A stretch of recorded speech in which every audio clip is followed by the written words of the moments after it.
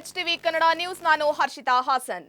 ರಾಜ್ಯ ಸರ್ಕಾರದ ವಿರುದ್ಧ ಬಿಜೆಪಿ ರಾಜ್ಯಾಧ್ಯಕ್ಷ ಬಿವೈ ವಿಜಯೇಂದ್ರ ತೀವ್ರ ವಾಗ್ದಾಳಿಯನ್ನ ನಡೆಸಿದ್ದಾರೆ. ಸಂಪುಟ ವಿಸ್ತರಣೆಗೆ ದಿನಾಂಕ ನಿಗದಿಯಾಗದಿರುವುದು ಕಾಂಗ್ರೆಸ್ನ ಆಂತರಿಕ ಭಿನ್ನಾಭಿಪ್ರಾಯಗಳ ಕಾರಣ ಎಂದು ಆರೋಪಿಸಿದ ಅವರು ರೇಟ್ ಫಿಕ್ಸ್ ಆಗದ ಕಾರಣ ಡೇಟ್ ಫಿಕ್ಸ್ ಆಗುತ್ತಿಲ್ಲ ಎಂದು ಆರೋಪಿಸಿದ್ದಾರೆ. ರಾಜ್ಯದಲ್ಲಿ ರೈತರ ಸಮಸ್ಯೆ, ಹಾಲುಮತ ಸಮುದಾಯದ ಮೇಲಿನ ದಾಳಿ, ಲವ್ ಜಿಹಾದ್ ಸೇರಿದಂತೆ ಹಲವು ಘಟನೆಗಳಿಗೆ ಕಾಂಗ್ರೆಸ್ ಸರ್ಕಾರದ ನೀತಿಗಳೇ ಕಾರಣ ಎಂದು ವಿಜಯೇಂದ್ರ ದೂರಿದ್ದಾರೆ. ಅಲ್ಪಸಂಖ್ಯಾತರ ಓಲೈಕೆಯಿಂದ ಕಾನೂನು ಸುವ್ಯವಸ್ಥೆ ಹದಗೆಟ್ಟಿದೆ ಎಂದಿದ್ದಾರೆ. ಎಸ್ಐಆರ್ ಪ್ರಕ್ರಿಯೆಯಲ್ಲಿ ಅಕ್ರಮ ನಡೆಯುತ್ತಿದೆ ಎಂದು ಆರೋಪಿಸಿದ ವಿಜಯೇಂದ್ರ, ಕಾಂಗ್ರೆಸ್ ಶಾಸಕರು ಹಾಗೂ ಬಿಎಲ್ಎಗಳ ಮೂಲಕ ಬಿಎಲ್ಒಗಳನ್ನ ದುರುಪಯೋಗಪಡಿಸಿಕೊಳ್ಳಲಾಗುತ್ತಿದೆ ಎಂದು ಹೇಳಿದ್ದಾರೆ. 60% ಅಷ್ಟು ಮಳೆ ಕಡಿಮೆ ಆಗಿದೆ. ಇಂಥ ಸಂದರ್ಭ ರಾಜ್ಯ ಸರ್ಕಾರದ ಆದ್ಯತೆ ಏನು, ಕರ್ತವ್ಯ ಏನು? ಇವರೇನಾದ್ರು ಜಿಲ್ಲಾಧಿಕಾರಿಗಳಿಗೆ ಹಣವನ್ನು ಬಿಡುಗಡೆ ಮಾಡಿದಾರಾ? ರೈತರಿಗೆ ಸ್ಪಂದನೆ ಮಾಡತಕ್ಕಂಥ ನಿಟ್ಟಿನಲ್ಲಿ ಜನ ಜಾನುವಾರುಗಳಿಗೆ ಇವರು ಯಾವ್ದಾರ ಒಂದು ಅನುದಾನವನ್ನು ಬಿಡುಗಡೆ ಮಾಡಿದಾರಾ? ಇದು ಯಾವುದನ್ನು ಮಾಡದೇನೆ ನಮ್ಮ ರಾಜ್ಯದ ಜಲಾಶಯಗಳಲ್ಲಿ ನೀರಿಲ್ಲ, ನೀವು ಯಾರು ಕೂಡ ಬಿತ್ತನೆ ಮಾಡಬೇಡಿ ಅಂತೇಳಿ ಕೈ ಕಟ್ಕೊಂಡು ಕೂತ್ಕೊಂಡ್ಬಿಟ್ರೆ ಮುಖ್ಯಮಂತ್ರಿಗಳು.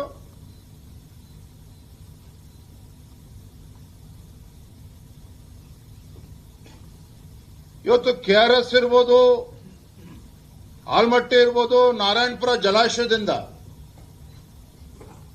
ಕಳೆದ 2 ತಿಂಗಳಲ್ಲಿ ಎಷ್ಟು ನೀರು ಬಿಟ್ಟಿದ್ದೀರಿ ಅದನ್ನ ಇವತ್ತು ರಾಜ್ಯದ ರೈತರಿಗೆ ಮಾಹಿತಿಯನ್ನು ಕೊಡಿ. ಫಸ್ಟ್ ತಾವೇ ಹೇಳ್ತಿದ್ದೀರಲ್ಲ, ಬರಗಾಲದ ಮುನ್ಸೂಚನೆ ಇದೆ, ಪ್ರಧಾನಮಂತ್ರಿಗಳು ಹೇಳಿದ್ದಾರೆ, ಎಲ್ಲವೂ ಕೂಡ ಒಪ್ಕೊಳ್ತೇನೆ. ತಾವು ರಾಜ್ಯದ ಮುಖ್ಯಮಂತ್ರಿಗಳಾಗಿ ರಾಜ್ಯದ ರೈತರನ್ನ ರಕ್ಷಣೆಗೆ ಬರಬೇಕು, ಜಲಾಶಯದಲ್ಲಿ ನೀರನ್ನು ಹಿಡಿದಿಟ್ಕೊಳ್ಬೇಕು. ಮಹಾರಾಷ್ಟ್ರ ರಾಜ್ಯದ ಮುಖ್ಯಮಂತ್ರಿಗಳ ಜೊತೆಯಲ್ಲಿ ಮಾತನಾಡಿ ಅಲ್ಲಿ ನೀರು ಬಿಡಿಸ್ತಕ್ಕಂಥ ವ್ಯವಸ್ಥೆಯನ್ನು ಮಾತಾಡೋದಕ್ಕೆ ಸಾಧ್ಯ ಆಯ್ತಾ? ಇದು ಯಾವುದನ್ನು ಕೂಡ ಮಾಡದೇನೆ ನಮ್ಮ ಜಲಾಶಯಗಳಿಂದ ಮನಸೋ ಇಚ್ಛೆ ನೀರನ್ನು ಕೂಡ ಬಿಟ್ಟು, ಯಾಕೆ ತಮಿಳುನಾಡಲ್ಲಿ ಇವ್ರದೇ ಮೈತ್ರಿಕೂಟ ಸರ್ಕಾರ ಅಸ್ತಿತ್ವದಲ್ಲಿದೆ, ಕಾಂಗ್ರೆಸ್ ಹೈಕಮಾಂಡ್ಗೂ ಖುಷಿ ಪಡಿಸಬೇಕು, ಮೈತ್ರಿ ಪಕ್ಷವನ್ನು ಚೆನ್ನಾಗಿ ಹಿಡ್ಕೋಬೇಕು ಇವರು. ಅವಾಗ ಗೊತ್ತಾಗ್ಲಿಲ್ವಾ ನೀರು ಬಿಡಬೇಕಾದ್ರೆ ಬರಗಾಲದ ಪರಿಸ್ಥಿತಿ ಇದೆ ಅಂತ ಹೇಳಿ? ಈಗ ರಾತ್ರೋರಾತ್ರಿ ಮುಖ್ಯಮಂತ್ರಿ ಜ್ಞಾನೋದಯ ಆಯ್ತಾ ಬರಗಾಲದ ಮುನ್ಸೂಚನೆ ಇದೆ ಅಂತೇಳಿ? ಯಾಕೆ ಈ ರೀತಿ ಕಪಟ ನಾಟಕ ಆಡ್ತಾ ಇದ್ದೀರಿ? ರೈತರ ಪರವಾಗಿ ಕಾಳಜಿ ಇರ್ತಕ್ಕಂಥ ಮುಖ್ಯಮಂತ್ರಿಗಳು ಆಗದೇನೆ ರಿಯಲ್ ಎಸ್ಟೇಟ್ ಬಗ್ಗೆ ಕಾಳಜಿ ಇರ್ತಕ್ಕಂಥವ್ರು ಇವತ್ತು ರಾಜ್ಯದ ಅಧಿಕಾರದ ಚುಕ್ಕಾಣಿ ಹಿಡಿದ್ರೆ ಇದೇ ಹಣೆ ಬರ ರಾಜ್ಯದ್ದು.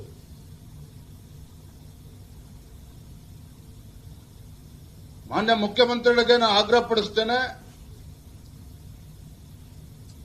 ಇದ್ರ ಬಗ್ಗೆ ಗಂಭೀರವಾಗಿ ಚಿಂತನೆ ಮಾಡಿ ರೈತರನ್ನ ಯಾವ ರೀತಿ ರಕ್ಷಣೆ ಮಾಡಬೇಕು, ಯಾವ ರೀತಿ ಕಾರ್ಯತಂತ್ರನ ರೂಪಿಸಬೇಕು, ಯಾವ ರೀತಿ ಯೋಜನೆನ ಕೊಡಬೇಕು, ಯಾವ ರೀತಿ ಇವತ್ತು ಆಡಳಿತ ಸನ್ನದ್ಧವಾಗಿರಬೇಕು, ಇದು ಯಾವುದನ್ನು ಕೂಡ ಮಾಡದೇನೆ ಕೈ ಕಟ್ಕೊಂಡು ಕೂತ್ರೆ, ರಾಜ್ಯದ ಮುಖ್ಯಮಂತ್ರಿಗಳೇ ಕೈ ಚೆಲ್ಲಿ ಕೂತ್ರೆ ರೈತರ ಪರಿಸ್ಥಿತಿ ಏನಾಗಬೇಕಾದ್ರೆ? ಕಾಂಗ್ರೆಸ್ ಪಕ್ಷದಲ್ಲಿ ಪರಿಸ್ಥಿತಿ ಏನಾಗಿದೆ ಅಂತ ಹೇಳಿದ್ರೆ, ರೇಟ್ ಫಿಕ್ಸ್ ಆಗದೆ ಡೇಟ್ ಫಿಕ್ಸ್ ಆಗ್ತಾ ಇಲ್ಲ. ಇವತ್ತು ಕ್ಯಾಬಿನೆಟ್ ಎಕ್ಸ್ಪಾನ್ಷನ್ಗೆ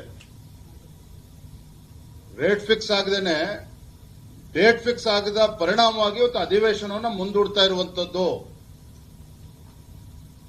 ಇದಕ್ಕೆ ಅವರು ನೆಪ ಕೊಡ್ತಾ ಇರುವಂತದ್ದು ಎಸ್ಐಆರ್ ಇದೆ, ಅದಕ್ಕೋಸ್ಕರ ನಾವು ಅಧಿವೇಶನವನ್ನ ಆಗಸ್ಟ್ ಮಧ್ಯಭಾಗದಲ್ಲಿ ನಾವು ಮಾಡ್ತೇವೆ ಅನ್ನೋ ಮಾತನ್ನು ಹೇಳ್ತಾ ಇದ್ದಾರೆ. ಒಂದು ಕಡೆ ಭೀಕರ ಬರಗಾಲ ಇದೆ,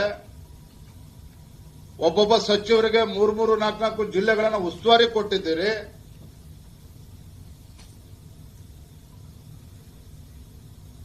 ಸಿದ್ದರಾಮಯ್ಯನವರು ಮುಖ್ಯಮಂತ್ರಿಗಳಾದಾಗ ಪೂರ ಮಂತ್ರಿಮಂಡಲ ಇದ್ರೂ ಕೂಡ ನೆರೆ ಬಂದಂತ ಸಂದರ್ಭದಲ್ಲಿ ರೈತರ ಸಂಕಷ್ಟಕ್ಕೆ ಸ್ಪಂದನೆ ಮಾಡೋದಕ್ಕೆ ಸಾಧ್ಯ ಆಗಲಿಲ್ಲ.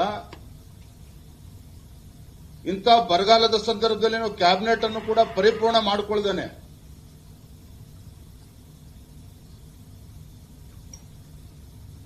ನಿಮ್ಮ ಆಂತರಿಕ ಕಚ್ಚಾಟದಿಂದ ರೈತರು ಕೂಡ ಅನ್ಯಾಯ ಮಾಡೋದಕ್ಕೆ ಹೊರಟಿದ್ದೀರಿ. ವಾಸ್ತವಿಕ ಸತ್ಯವನ್ನ ಮರೆಮಾಚುವಂತ ಕೆಲಸ ನೀವು ಮಾಡ್ತಾ ಇದ್ದೀರಿ.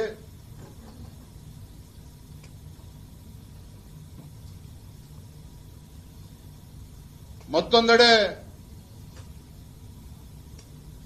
ಮೊನ್ನೆ ಹಾನಗಲ್ ತಾಲೂಕಿನ ನರೇಗಲ್ಲು 6 ಜನ ಒಂದೇ ಕುಟುಂಬಕ್ಕೆ ಸೇರಿರ್ತಕ್ಕಂಥವ್ರು. ಹಾಲು ಮತಸ್ಥ ಸಮಾಜಕ್ಕೆ ಸೇರಿರ್ತಕ್ಕಂಥ ಲೋಹಿತ್ ಕುರುಬರ್ ಇರ್ಬೋದು, ಶಿವರಾಜ್ ಕುರುಬರ್ ಇರ್ಬೋದು, ಮಾರಣಾಂತಿಕ ಹಲ್ಲೆ ಆಗಿರುವಂತದಲ್ಲಿ. ಮತ್ತೊಂದು ಕಡೆ ರಟ್ಟೆಹಳ್ಳಿನಲ್ಲಿ, ಮಾಸೂರಿನ ರಟ್ಟೆಹಳ್ಳಿನಲ್ಲಿ ಶಿವಾಜಿ ರಾವ್ ಮರಾಠ ಸಮಾಜಕ್ಕೆ ಸೇರಿರ್ತಕ್ಕಂಥ ಒಂದು ಬಡ ಕುಟುಂಬ.